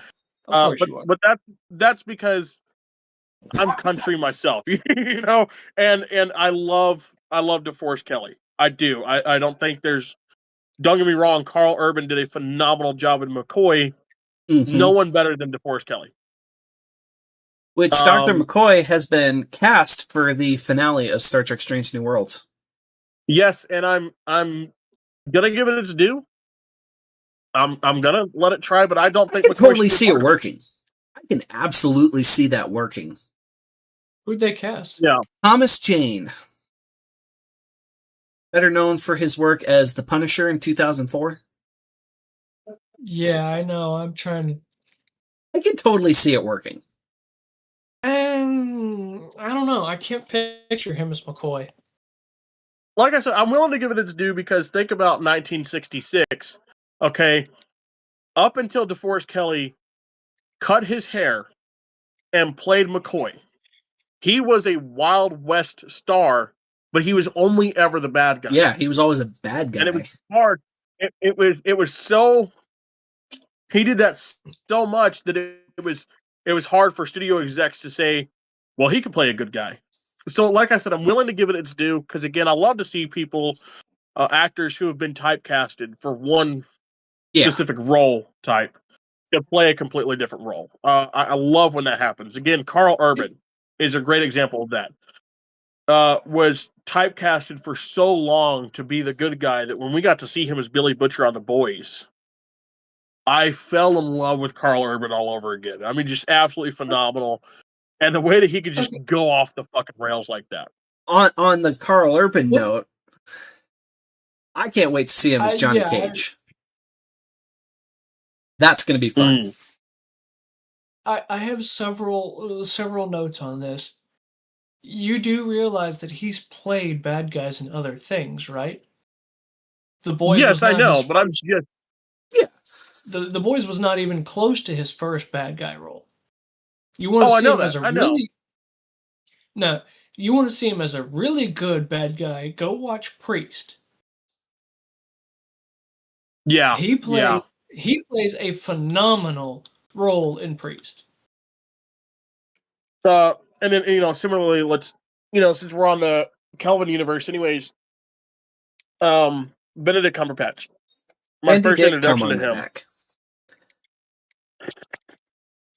There it is. My first introduction to him was Khan, and then I saw him.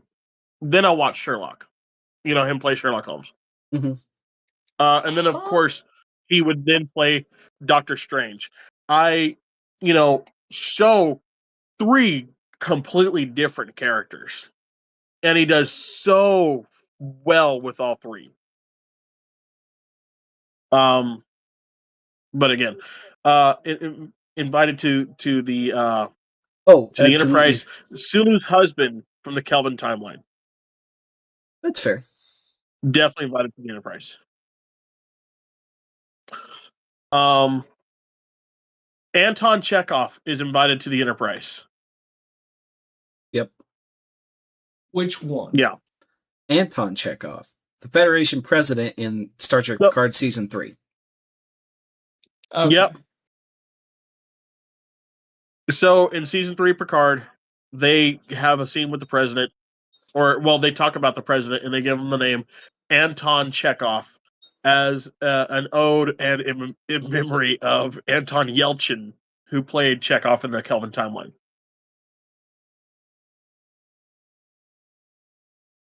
Yep. Oh, I'm trying to remember his name. The Federation president from Strange New Worlds. Or no, it might not be Strange New Worlds. you thinking of Undiscovered Country? Yeah, Smith? you think it's Star Trek 6 or Star Trek 4? It might have been Deep Space Nine, I'm thinking of. I'm trying to remember.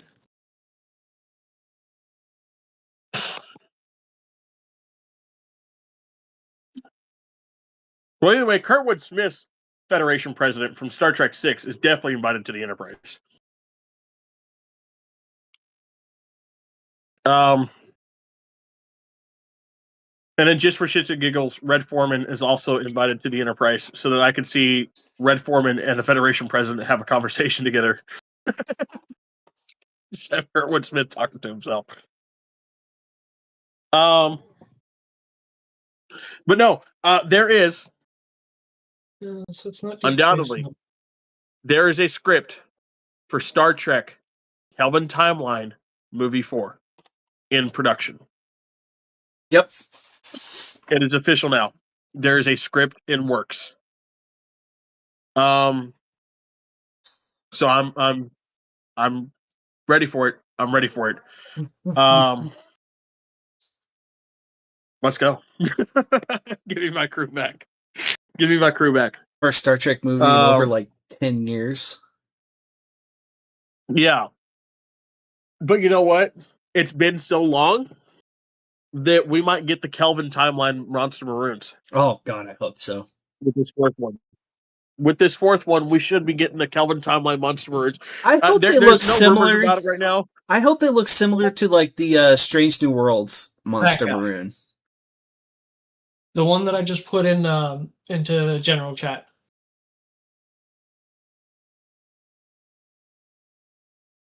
Let's see here. Oh, that guy. Yeah. Whoa! Yeah. Yeah, I would agree. Okay. But yeah, I'm hoping that that's what they do. There's no rumors about it. They're just saying that there's a script in production. Well, like if they do, like that's what I hope it looks like, because that uniform looks good. Yeah, because if you remember correctly, at the end of the first one, they start their 5-year mission. Mm-hmm. Because of course, as a mission of this duration has never been attempted before, I defer to your good judgment, Captain. And they go off. Movie 2, we're in the middle of the 5-year mission. Movie 3, we're coming to the end of the 5-year mission. You know, we're docking at Yorktown to get a refit. Okay, we're entering the refit era, and then it becomes the era of the A. It's been 10 years. Just about. Give us the Monster Maroons. Come on, let me see Admiral Kirk. Okay, let me see Captain Spock. I want to see these guys in a Monster Maroon-esque uniform for the Kelvin timeline. I want to see it because the way the uniforms in the Kelvin timeline progressed between 1, 2, and 3 got so good. I know if they do a Monster Maroon, it's going to look phenomenal. Oh yeah.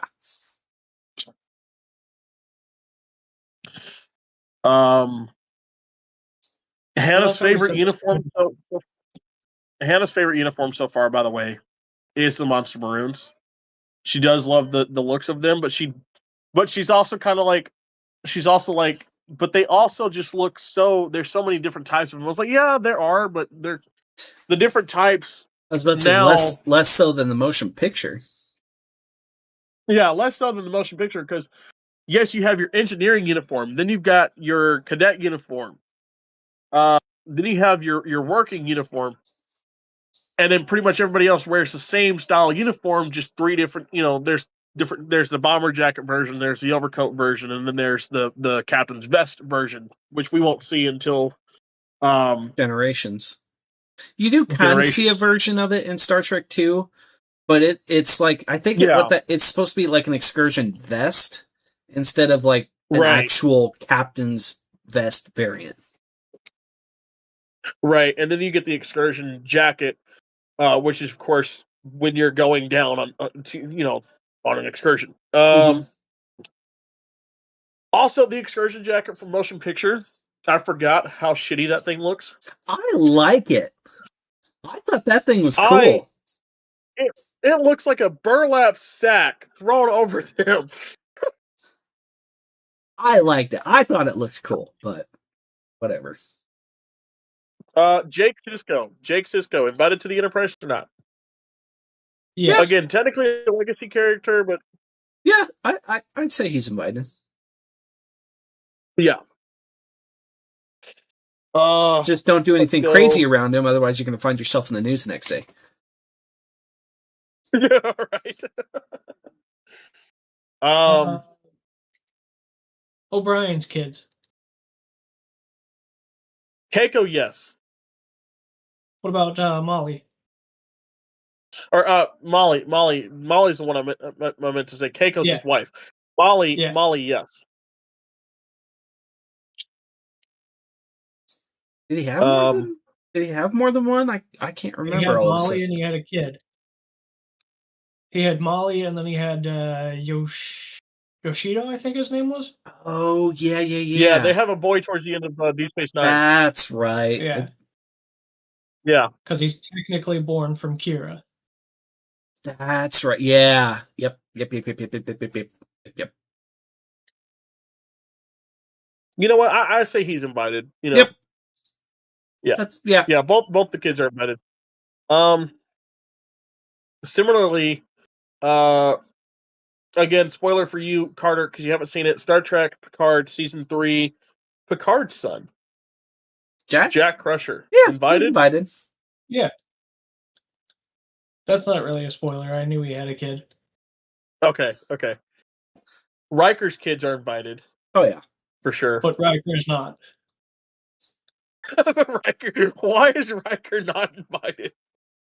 I just don't like Riker. Damn it. You thought I was Mr. There's Hot nothing Take. wrong with him. I just have a personal hatred for the man. You thought I was Mr. Hot Take.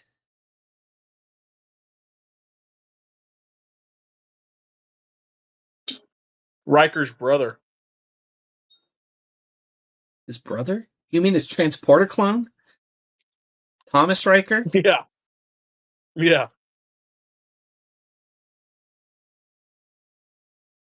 I'm gonna go no on that one, honestly. Yeah. No. I'm like I could go either way, but I'm leaning more towards no.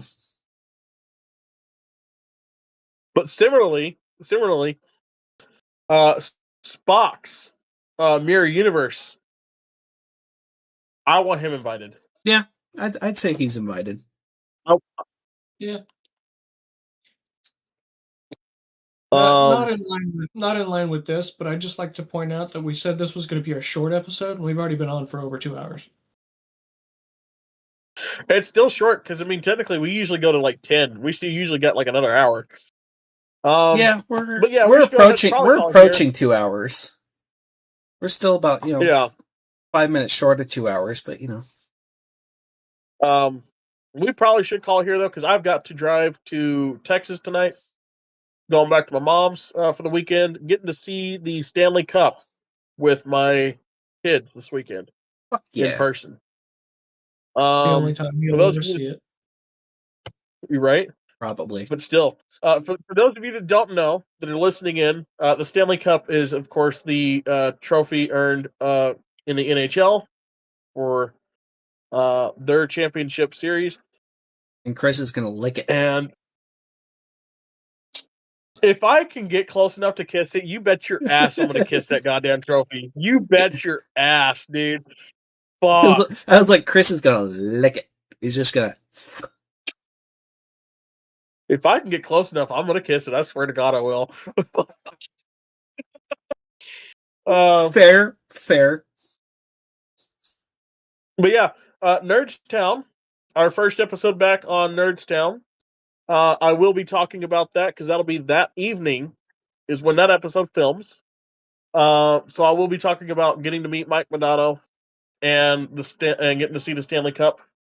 So if you guys want to hear that, check out our other podcasts on this YouTube channel, on the Captain Hudson YouTube channel called Nerdstown.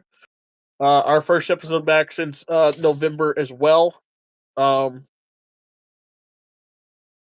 So with that, guys, thank you for joining us again. We'll try to be more regular now that we're coming back. Next episode, Picard, Star Trek Picard, a wonderful, wonderful series. Once you get to season 3, again, I enjoyed parts of season 1. I enjoyed season 2. I really did.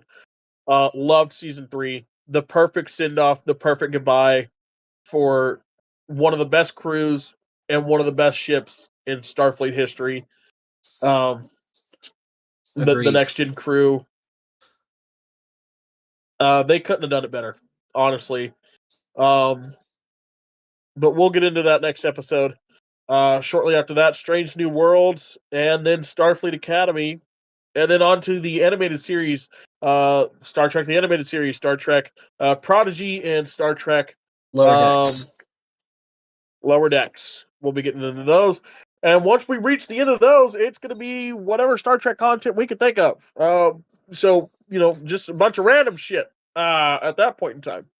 Maybe some episode watchbacks and some breakdowns, movie breakdowns, more in depth than what we've done previously. Because, of course, we've just been doing overviews for you guys. Kind of like, hey, here's what this show's about. Here's what the movie's about. So we'll be getting more in depth there. Some in canon lore, some behind the scenes lore will be coming up as well. Yeah. Admiral Hudson, to John's father, we wish you the speediest of recoveries. We're so glad you're still here. To my dad, still glad you're here again. Thank God you finally quit smoking. Maybe now we can get you to live long enough to at least see your grandchildren graduate high school. That's the goal anyway. And to my grandfather, thank you for everything. And over the next 6 months, know that I'll be coming to spend as much time with you as possible.